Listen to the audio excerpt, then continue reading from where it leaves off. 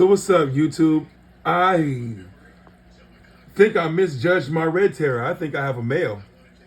So I used to think that my red terror was a female because of how elongated and more football shaped it was. And for cichlids, usually that's you know, the whole football and the dorsal fin usually being higher up on the back. But judging by that, not the anal fin, but I think they call it the caudal fin, the fin that's on the top. You see how the fin on the top is starting to get that hook? That's usually a trait of a male. So even though the fin's not really high, like closer to the front of his nose, I think I have a male, and that's kind of starting to make sense of why his behavior is changing. He just wasn't the alpha male, so that lets me know. That kind of answers the question of why the other terrors didn't work. Because there was three red terrors originally when I first got them, and this terror and the other red terror killed one of them, and then the other red terror, the more aggressive red terror, that's even more aggressive than this one, ended up getting himself killed because he kept trying to he kept trying to fight Trip. My at that time, Trip was the convict, and I think that wasn't the one. That wasn't him. He tried to fight my Jack Dempsey because my Jack Dempsey wasn't crazy like that at first, and my red terror kept messing with him, and then next thing you know, my Jack Dempsey snapped and killed that red terror, and then killed my flower horn. And then he later on killed himself. He jumped out the tank. So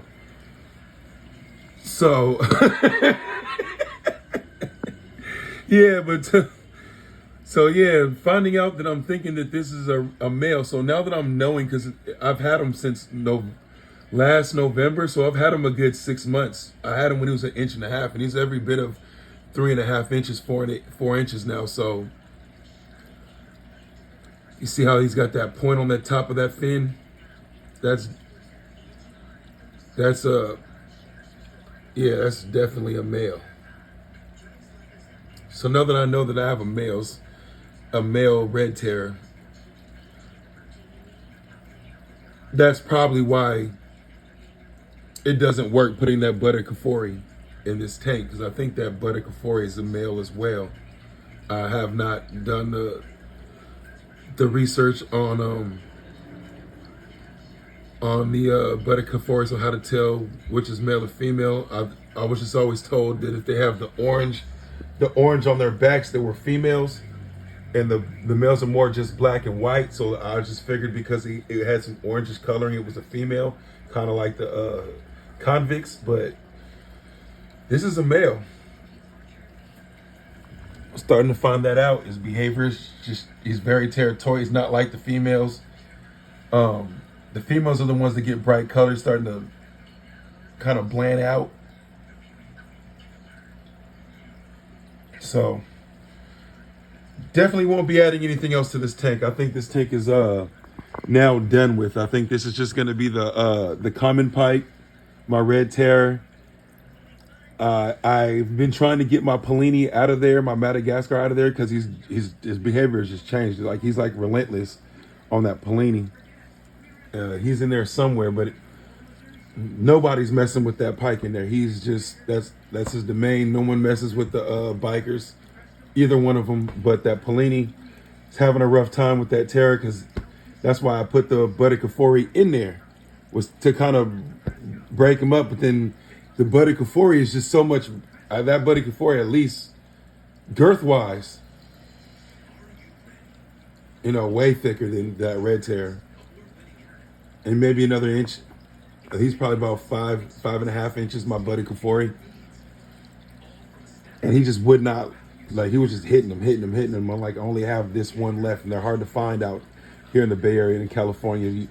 Red terror, Cichlidae festi. You can't really find the festis. They're hard to find festis. You can find the Mayans But trying to find these, the festais, is hard. So real true red terrors is hard to find around here. So even the place I go in San Francisco in the Asian market, even they don't really have red terrors. They got everything else that you probably shouldn't have, but they don't have red terrors. So been trying my hardest to keep this one alive. It's kind of good knowing I have a male, but I was kind of going for a female because the females were the most colorful ones.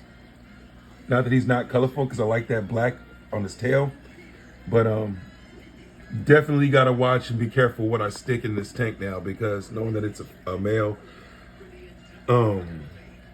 almost nothing will make it in here.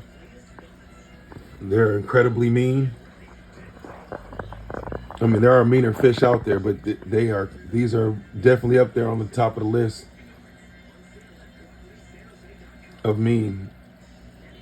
So